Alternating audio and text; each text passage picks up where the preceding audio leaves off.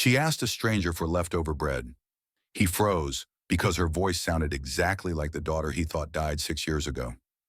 The wind in downtown Chicago was sharp that morning, cutting, impatient, full of late winter urgency. Matt Reeves walked quickly, his coat collar turned up, his eyes narrowed behind dark sunglasses. He wasn't supposed to be out of the office. Not today. Not without his driver or assistant trailing behind him. But something had pushed him to leave the glossy walls of Reeves Tech and walk. No destination, no plan, just the hum of restlessness gnawing at him. It had been 6 years since his world had been torn in half. 6 years since he'd stood in that sterile, silent hospital room and been told that his newborn daughter hadn't survived, that his wife, Claire's older sister Anna, had died before she ever got to hold their baby. A tragic complication, they said. A once-in-a-generation failure. He buried 2 people that month, but some days it felt like he buried himself too. Matt didn't talk about it, didn't let the world see what it did to him. He built, expanded, bought companies, sat on panels, gave speeches with dry precision. He donated millions to hospitals and education funds. But he never once walked past a playground without a tightening in his chest. Never looked at his reflection without seeing a father who never got to be one. He turned down 9th Street, passing a narrow bakery he vaguely remembered from years back. The smell of warm bread and cinnamon filled the air, and a small crowd had formed outside. He was about to pass it when he heard a voice, soft, earnest, too small to be ignored. "I'll pay you back when I grow up. I promise. Just one, please." He froze. The voice was familiar in the most impossible way, not in memory, but in something deeper. Resonance, recognition in the soul. He turned. A little girl stood near the side window of the bakery, her face half hidden beneath a faded purple hoodie.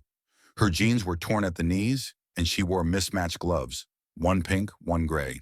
She was speaking to the bakery clerk, who clearly didn't know how to respond. "I'm not lying," the girl added. "My mom said honesty is better than stealing." Matt stepped closer, his heartbeat oddly uneven. The clerk shrugged uncomfortably. "Look, kid, I wish I could, but—" "Let me," Matt said quietly, reaching into his coat for his wallet. The clerk blinked, then nodded with relief.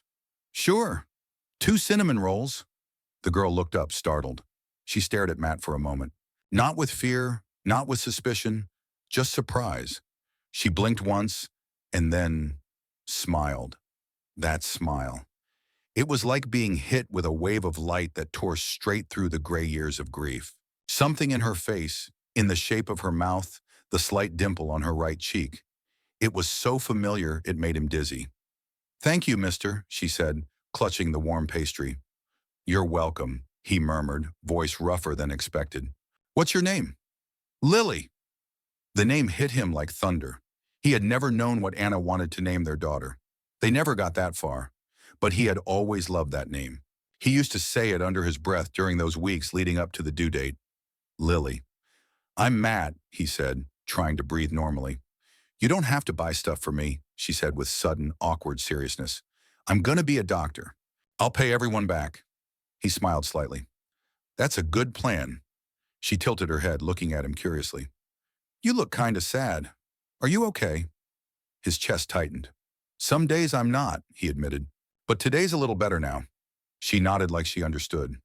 "My mom says everyone's sad sometimes. You just gotta keep going." "Is your mom here?" Lily pointed toward the end of the street. "She's waiting for the bus. I told her I'd be quick." Matt followed her gaze and felt the ground tilt beneath him. Standing at the bus stop was a woman, early 30s, dark hair pulled into a loose ponytail, long gray coat, coffee cup in hand. She looked tired. Beautiful. Familiar. Claire Watson, Anna's younger sister, the woman he hadn't seen since the day after the funeral. The one who disappeared completely from his life the day he was told his daughter didn't make it. His breath caught. Lily tugged on his sleeve. "Do you know my mom?" Matt stared at Claire across the street, his mind screaming with questions, with disbelief, with something dangerously close to hope. "I think," he began, his voice low and shaking, "I might." And in that moment, everything, his loss, his grief, his numbness, collapsed into a single terrifying, electrifying possibility. What if his daughter never died? What if she was standing right in front of him, with cinnamon sugar on her hands, smiling just like her mother once did? Matt couldn't feel his hands, not from the cold. It wasn't that kind of numbness. It was the kind that came from shock, the kind that rose in slow waves through the spine and into the back of the skull, turning thoughts into static. He stood there unmoving, staring at the woman across the street as if she were a ghost he'd conjured by accident. Claire. 6 years. He hadn't seen her since the funeral, since she refused to speak to him, disappeared without a word. She had been close to Anna, closer than anyone. When Anna died, Claire had been devastated, broken, but she had stayed silent during the hospital fallout, avoided the press, avoided him. Eventually, he assumed she just wanted to cut all ties to the pain, to the family she lost. He never blamed her for vanishing. But now as she stood at the bus stop, hair tucked behind her ears, same sharp cheekbones, same dark, alert eyes, he realized something he couldn't ignore. She looked over, just briefly, and froze, their eyes locked. He watched her register him. First confusion, then disbelief, then unmistakable dread. Her fingers tightened around the paper coffee cup. Her mouth parted, like she wanted to speak but couldn't. Lily, oblivious, happily bit into the cinnamon roll and tugged at Matt's sleeve again. Want some? He looked down at the small girl beside him, stunned by the warmth in her smile, by how deeply she reminded him of someone he'd only ever held in his imagination. He crouched down slowly. Can we walk to your mom together? Lily nodded. Okay. Each step toward Claire felt like walking into a collapsing memory. He could hear traffic, a honking horn, someone laughing on the other side of the street, but it was all distant. The only thing real was Claire, who stood frozen like a woman caught between running and shattering. Claire, Matt said when they were close enough. His voice was quiet, level, but it trembled. Claire blinked, then whispered, Matt? He nodded. I think we need to talk. Lily looked up at them both, confused by the tension. You guys know each other? Matt looked at Claire, then at Lily. We do. Claire took a breath that looked like it might break her. I didn't want this to happen here, she said. But it's happening, Matt replied. Mom? Lily asked. What's going on? Claire crouched, brushing Lily's hair back gently. Sweetheart, remember I told you someday we might see someone very important to us? Lily nodded slowly. Yeah? Well, Claire hesitated and Matt could see it. The fear, the grief, the impossible truth in her eyes. This is him. Matt's heart was pounding so hard it hurt. Can we go somewhere? Talk? Claire looked like she wanted to say no, like her entire body was ready to turn and run. But after a long pause, she nodded. There's a diner around the corner. You'll have to give me time to explain. He followed her without a word, Lily holding both their hands now, swinging slightly between them. Inside the booth at the diner, the warmth felt wrong. Too normal. Too calm. Lily sat between them, slurping hot chocolate through a straw, still blissfully unaware of the emotional earthquake forming on either side of her. Matt leaned forward, elbows on the table, fingers laced tight. Start from the beginning. Claire looked at him, and for the first time he saw just how tired she was. Not just physically, soul-deep tired. The hospital lied to you, she said, her voice almost inaudible. They told you your daughter died. I know what they told me. She didn't. He closed his eyes.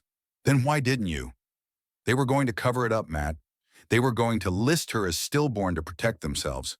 It was their mistake. Something about the wrong medication during the emergency. When I found out, I tried to stop them. I argued. I threatened to go to the press. And then people started showing up, asking questions, telling me to leave it alone. That if I told you, they'd sue me for slander, make me disappear. They weren't bluffing. He stared at her, jaw tight. And your solution was to vanish with my child? My niece, she said sharply. My dying sister made me promise to protect her. I didn't trust anyone else. I didn't even trust you, not with the lawyers and the media and the cameras. I didn't know what you'd become, so I ran. And I raised her the best I could. Matt felt the burn of betrayal, of grief, of something more complicated than rage. She's mine, Claire nodded. She's yours. I never planned to hide that forever. He looked at Lily again, who was happily coloring on a paper napkin, humming softly to herself. His voice cracked. I lost her, and she was alive. I'm sorry, Claire whispered, tears now silently sliding down her face. But you didn't lose her. You found her. They sat in silence for a long time. Matt wiped a hand over his face and exhaled deeply. Does she know? Claire shook her head. Not yet. I wanted to tell her when it was right. But I guess the universe decided that for me. Matt nodded slowly, then looked out the window. The world outside looked the same, but inside his entire life had just turned upside down. He wasn't sure what came next, but he knew one thing with painful, powerful certainty. That little girl was his, and he wasn't going to lose her again. The next few days passed in a haze of confusion, emotion, and sleepless nights. Matt couldn't concentrate at work.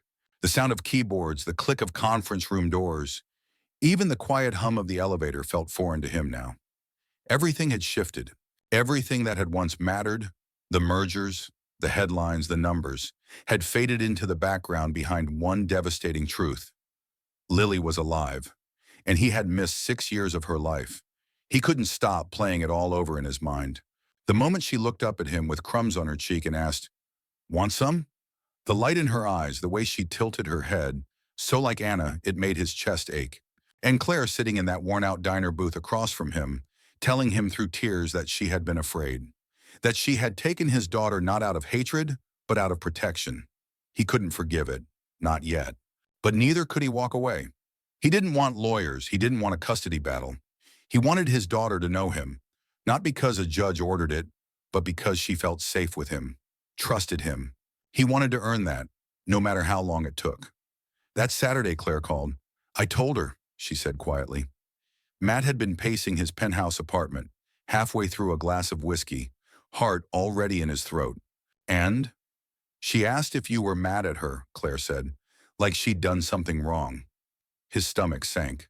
Claire, I told her the truth, that you didn't know, that it wasn't your fault or hers, that you've wanted her your entire life. He sat down heavily on the edge of the couch. What did she say? She said she wants to see you again, but she's scared. I'll go slow, he promised. Whatever she needs. I don't want to take her away from you. I want to be part of her world. Claire was quiet for a moment. Then meet us tomorrow. There's a small park near our place. It's quiet. No press. No eyes. The next day, Matt arrived 20 minutes early. He stood by the rusted swings, looking painfully out of place in his tailored coat and polished shoes. The sky was pale and gray, the trees just beginning to bud. The wind carried the distant sounds of children laughing and dogs barking. But all he heard was his heartbeat. Then he saw them. Claire walking beside Lily, both dressed in soft, neutral tones. Lily wore a yellow raincoat and boots that looked a size too big. She held a sketchbook in her arms, pressed tightly to her chest. When they reached him, Lily didn't speak right away. She looked up at him with wide, cautious eyes, her expression unreadable. Matt crouched to her level, ignoring the ache in his knees. Hi, Lily, he said gently. She glanced at Claire, who gave her an encouraging nod. Then Lily opened the sketchbook and flipped to the second page. It was a drawing, done in crayon, full of wobbly lines and two bright colors. A man, a woman, and a little girl. The man had a brown coat and big shoes. The girl had a yellow jacket. They were holding hands. This is us, she said softly. Matt stared at the drawing. His throat closed. He couldn't speak. I thought maybe, she added, if I drew it, it might feel real. He looked at her, blinking against the sting behind his eyes. It feels more real than anything I've had in years. Lily didn't say anything, but after a long pause, she held out the sketchbook. He took it with trembling hands. Can I keep it? She nodded. But only if you come next Sunday, too. A breath of laughter escaped him. Deal. Claire smiled faintly from behind her daughter, her arms crossed tightly like she didn't know how to stand in a moment like this. They spent the afternoon walking through the park, slow and without pressure. Lily showed him how she could balance on the curb. She told him about her favorite book. When she got tired, she held Claire's hand in Matt's sleeve. Not quite ready to let go, but not afraid either. Before they left, Lily looked up at him and asked, Did you miss me? His voice cracked. every single day. And for the first time, she hugged him. Brief, awkward, but real. As they walked away, Matt stood alone in the park, holding the sketchbook against his chest like it was the most precious thing in the world. Because it was. It was proof that maybe, just maybe, he hadn't lost everything. Not yet. The next few weeks unfolded like a cautious symphony. Matt Reeves had always believed in control, in measured steps, in calculated outcomes. But now everything that mattered most was unscripted, real, emotional, and completely out of his hands. Each Sunday, he met Lily and Claire at the same park. At first, their meetings were simple. Lily would show him her drawings or count the ducks in the pond while he walked quietly beside her. He learned she liked puzzles, strawberry yogurt, and pretending she was an astronaut.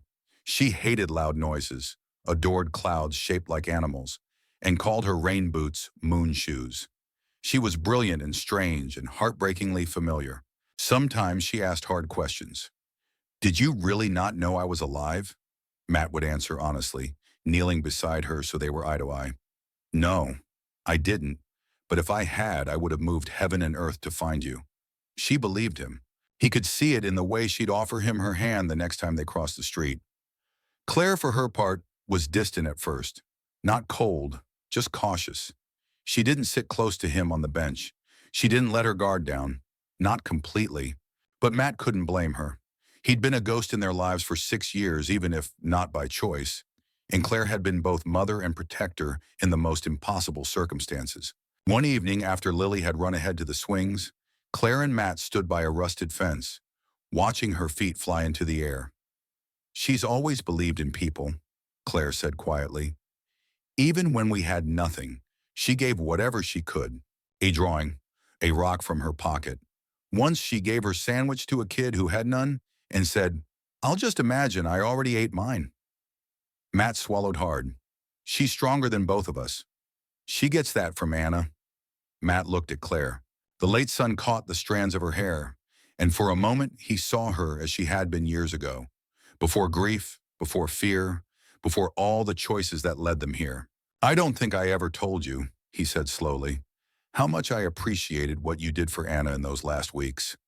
You were the one person she wanted next to her every minute." Claire looked down. "She was my sister. I would have done anything to keep her safe." "I know." They stood there in silence for a long time, just breathing, until Lily ran back and grabbed both their hands. "Can we get hot chocolate?" Matt smiled. "Only if you let me buy the giant marshmallows this time." The next Sunday, Matt brought a book. It was The Little Prince. He remembered Anna had loved it. He didn't know if Lily would care, but when he showed it to her, she gasped. "My teacher read the first part, but we never finished." They sat on a blanket beneath the trees and Matt read it to her slowly, his voice uneven at times. When he got to the part about the fox and the boy, "You become responsible forever for what you have tamed." He felt something in his chest tear quietly open. Lily leaned her head against his shoulder. Claire watched them from the bench, arms wrapped around herself. That moment stayed with her all night, because despite all the pain, all the fear, something was shifting. The following week, Matt invited them to the city museum. He offered tickets, lunch, a private tour. Claire hesitated. "I don't want her to get swept into your world too fast," she said. "She won't," Matt promised. "I just want to know her, on her terms, with you there. No suits, no cameras," Claire agreed. And when Sunday came, he arrived in jeans and a hoodie, holding a handmade badge that read, "Lily's Tour Guide." She laughed so hard she nearly fell over. They walked through the dinosaur exhibit, touched meteorites, built towers in the engineering wing. At one point, Lily whispered to Claire, "He's not just a dad, he's fun." Claire didn't reply. But later, when Matt offered to carry Lily after she fell asleep in the cab, she didn't object. He held her close, breathing in the scent of her hair, her little hand curled against his collar. She was real, warm, alive. He had missed her first steps, her first words, her first birthday, her first Christmas, her first lost tooth. He would never get those moments back, but he had this one, and he wouldn't let it go. That night, Claire called him. Her voice was quiet, serious. "I think it's time we tell her who you really are." Matt stood in his dark apartment, lights off, the city stretching endlessly below. Are you sure? She already knows. Somewhere inside. She's just waiting for us to say it. He nodded, even though she couldn't see it. Then let's do it together. And in the stillness of that night, Matt felt the beginning of something both terrifying and sacred. A second chance. A real one. Built not on the past, but on everything they were finally willing to share. The decision to tell Lily the truth hung in the air, like electricity before a storm. It wasn't just about words. It was about timing, safety, trust. Claire had carried the weight of this secret for 6 years, protecting her daughter from a truth too big for tiny shoulders. But now Lily was older, sharper, asking questions with growing frequency. Why did Matt look at her that way? Why did he know so much about her favorite things? Why did he come every Sunday like clockwork, even when it rained? Claire and Matt agreed to keep it simple. No drama, no pressure. They would explain it gently, together. If Lily cried, they would be there. If she asked questions, they would answer. And if she needed time, they would give it. They chose a quiet Sunday afternoon. The park was too open, too exposed, so they met in Claire's small apartment for the first time. Matt had never been inside. He noticed the wear on the furniture, the drawings taped to the walls, the warmth in every corner. It felt lived in, real, far from the sterile glass and steel of his own world. Lily was on the floor building a structure out of old cereal boxes and tape. When Matt walked in, she barely looked up. "You're late," she teased. "I brought cookies," he replied, holding up the bag. "You're forgiven." Claire gave him a nervous glance. He nodded. It was time. They waited until after Lily had eaten, after she'd settled on the couch between them with her coloring book. Claire turned off the TV. Matt sat forward. "Lily," Claire began softly, "there's something really important we want to talk to you about." Lily looked up, a crayon still in her hand. "Is someone sick?" "No," Claire said quickly. "Nothing like that. It's about Matt," Matt added, his voice quiet. "About who I am." Lily's eyes narrowed. She was smart. Too smart to be surprised for long. Claire took a breath. "Remember how I told you a long time ago that your daddy loved you very much, but we weren't together anymore?" Lily nodded slowly. "Well," Claire continued, "the truth is, Matt is your father." Silence. Lily stared at him. Her lips parted slightly, her eyes blinking once, twice. She didn't cry. She didn't speak. Matt felt the weight of 1,000 moments pressing on his chest. "I didn't know you were alive," he said, trying to keep his voice steady. "I thought I lost you both. And if I had known, I would have come for you right away." Lily looked down at her hands. "So, you're my real dad?" He nodded. "Yes, I am." Another long pause. Lily frowned. "But why didn't you tell me before?" Claire reached out, touching her daughter's arm. "I was trying to protect you. I didn't know when the right time would be. I was scared. I didn't want you to be hurt." Lily was quiet for a moment, and then she looked up at Matt again. "You didn't leave because you didn't want me?" He shook his head so quickly it almost hurt. "Number never. I didn't even know you were alive until a few weeks ago. And every moment since then, I've just been trying to get to know you. Because you're the best thing that's ever happened to me." Tears filled Lily's eyes, but she wiped them away roughly with the back of her hand. "So, I have a dad now?" Matt smiled through his own tears. "You always did." She crawled across the couch and hugged him. It wasn't a slow approach. It was full on, arms around the neck, face in his shoulder kind of hug. The kind of hug a child gives when they've made a decision with their whole heart. "I missed you," she whispered. "I missed you every day," Matt whispered back, holding her as tightly as he dared. Claire wiped her eyes quietly, her heart breaking and healing all at once. Later that night, after Lily had fallen asleep between them during a movie, Claire turned to Matt. "She took it better than I expected." "She's stronger than both of us," Matt said. "But I still feel like I'm standing on the edge of something." "You are," Claire replied. "But this time, you're not alone." Matt looked at her, then at the small sleeping face nestled under his arm. For the first time in years, he didn't feel like an outsider to his own life. He felt like a father, like part of something he thought was gone forever. And in that quiet room, with the soft hum of a dishwasher in the background and the warm weight of a sleeping child against him, Matt Reeves knew this was the beginning of everything. The morning after Lily learned the truth, something changed in the air around them. It wasn't dramatic, no sudden shift in tone or mood, but it was there, a kind of cautious tenderness that hadn't existed before. Lily didn't avoid Matt. She didn't bombard him with questions either. She simply accepted the truth and folded it quietly into her world, like a new book added to a shelf that had always had space for it. Matt arrived earlier than usual that Sunday, carrying a small backpack with art supplies and snacks. Claire opened the door wearing a tired smile, her eyes softer than they had been in weeks. She stepped aside without saying much, and Matt walked in like he belonged, which for the first time he truly felt he did. Lily was on the floor again, coloring. She looked up and grinned. "You're early." "I missed you," he said. She beamed and returned to her drawing, content with that. Later that afternoon, while Claire washed dishes in the kitchen and the kids played on the rug, the doorbell rang. It was an envelope, no return address, hand-delivered. Claire opened it slowly, cautious. Inside, 3 sheets of legal paper, stamped with an unfamiliar firm's logo and a headline that made her blood run cold. Petition for paternal custody rights. Matthew. She walked into the living room with the envelope in her hand and an edge in her voice. "Did you do this?" Matt stood from the couch, immediately alarmed. "What are you talking about?" She handed it to him. He took one look and turned pale. "I didn't file this." Claire's voice shook.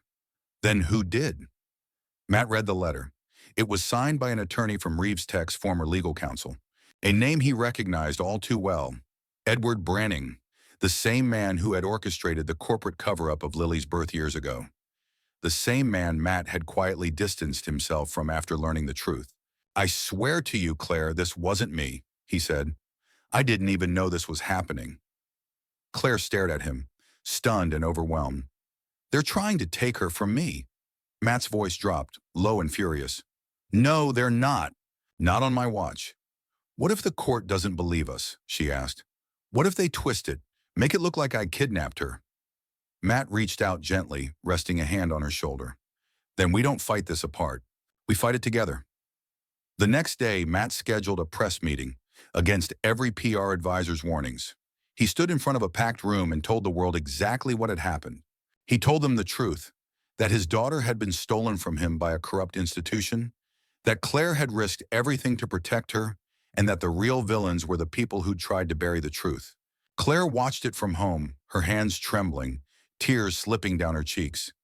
He didn't just defend her, he honored her, publicly, without hesitation. Not just as the mother of his child, but as a woman who had saved a life, not stolen one. The media response was instant. Headlines turned from secret daughter scandal to CEO exposes cover-up, and Claire's name was cleared before any judge could put a stamp on paper. A week later, Matt fired Edward Branning and severed all remaining ties with the team that had once managed his life like a product.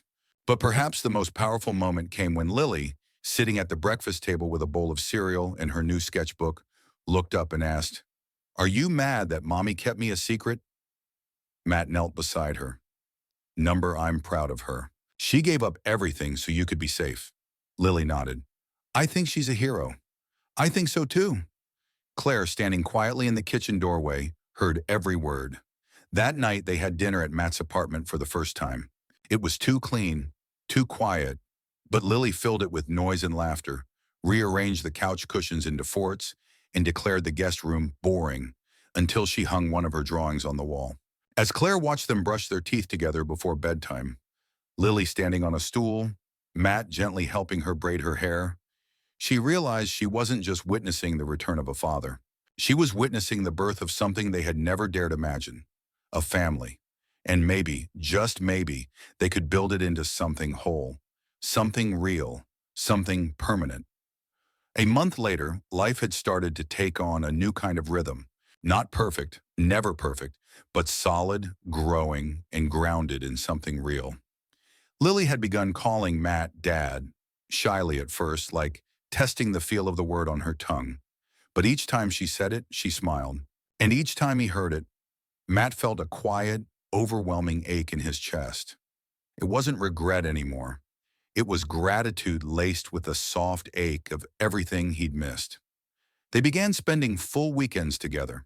Friday night dinners turned into movie marathons. Saturday mornings meant pancakes, art projects, and chaotic attempts at gardening on the balcony. Claire was always there, sometimes watching from a distance, sometimes in the middle of it all, but always present. Her walls had begun to come down, slowly, cautiously, and Matt never once tried to rush her. Then one Thursday afternoon, Claire received a call from Lily's school. She stood frozen in the hallway, phone pressed to her ear as the words filtered through. Lily had a panic episode during reading time. She started crying and wouldn't say why. She mentioned something about her mom and dad going away again. Claire's heart cracked open. When she picked Lily up, her daughter's face was blotchy and tear-streaked. She clutched her backpack like a life preserver. Claire didn't ask questions at first, she just hugged her. Long, quiet, safe. It wasn't until later, after Lily had eaten and curled up on the couch in pajamas, that she finally whispered, "I thought maybe I'd have to go back to before Daddy came." Claire crouched beside her. "Why would you think that, baby?" "Because good things don't stay," Lily said, wiping her nose with the sleeve of her shirt. "I heard someone at school say daddies don't stick around, that maybe mine would leave again." Claire felt her throat tighten. She wanted to scream. Instead, she kissed Lily's forehead. "Your daddy isn't going anywhere," she said. "And even if he did, I would never let you feel alone again." That night, Claire called Matt. He showed up 20 minutes later, still in a suit, hair windblown, eyes full of concern. "She's afraid you'll leave," Claire said without sugarcoating it.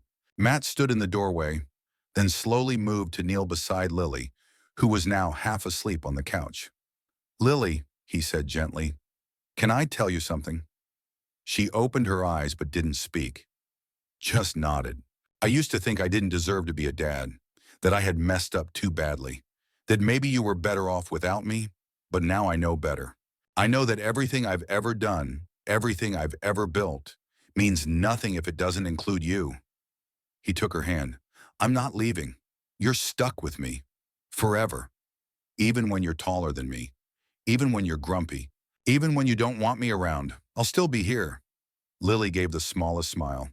"Even when I'm 80? Especially then," Matt said, grinning. "I'll be the old guy embarrassing you in public." She laughed.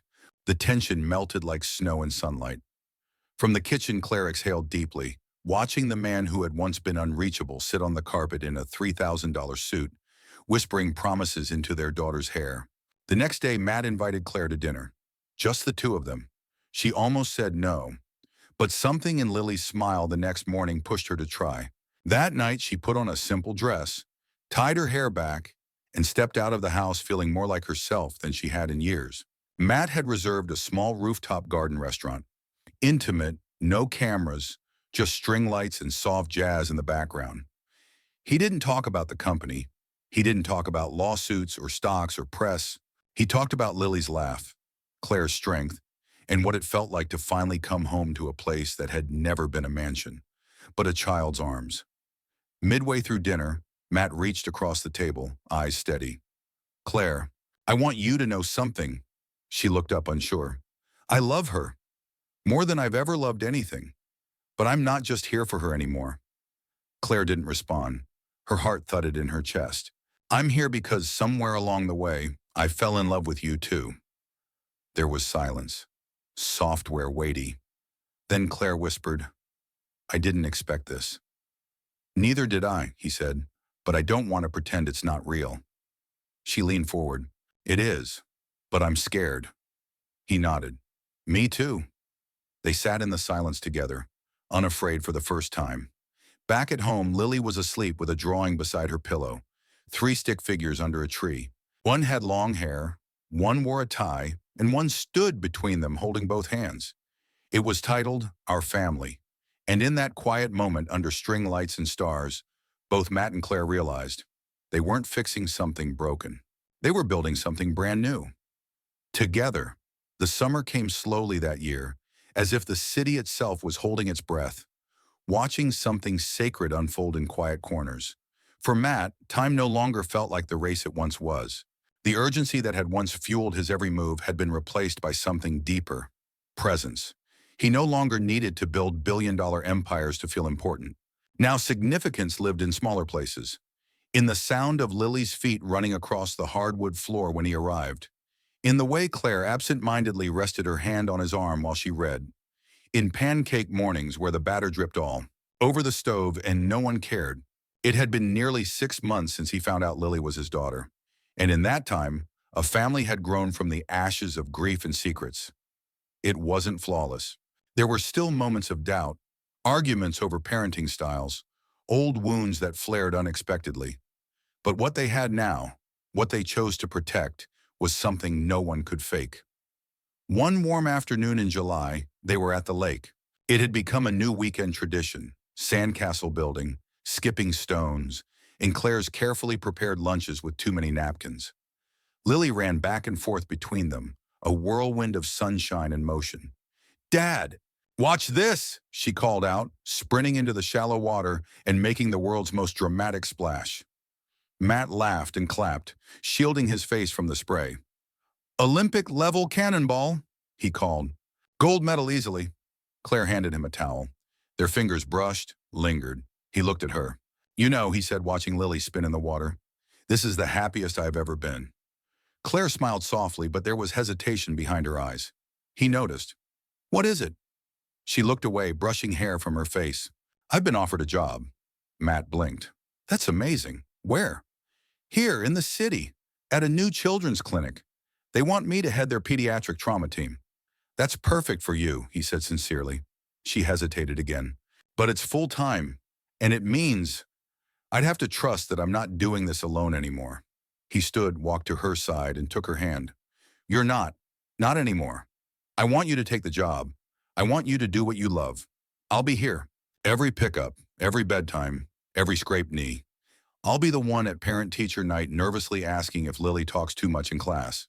Claire laughed, the sound full and bright. "She definitely will." That night, Lily insisted on a sleepover in the living room. She dragged every blanket and pillow into a giant pile and called it our cloud. Claire lay on one side, Matt on the other. Lily nestled between them. "Can we always do this?" she whispered in the dark. "Yes," they answered in unison, then chuckled. And then, without warning, Lily whispered, "I thought I had to be brave all the time so I wouldn't miss people." Claire felt her throat tighten.